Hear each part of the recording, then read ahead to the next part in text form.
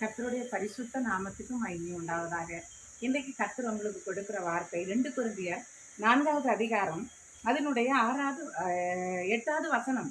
நாங்கள் எப்பக்கம் நெருக்கப்பட்டும் ஒடுங்கி போவதில்லை. எனக்கு அன்பான தேவனுடைய பிள்ளைகளை ஆண்டவர் சொல்லுகிறார்.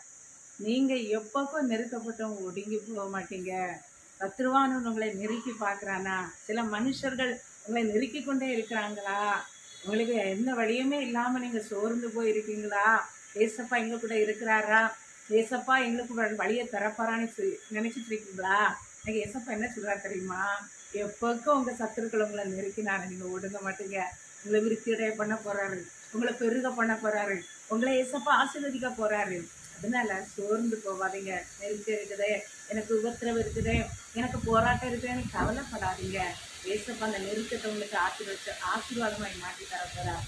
தேவன் தாமே உங்களை ஆசீர்வதிப்பாராங்க.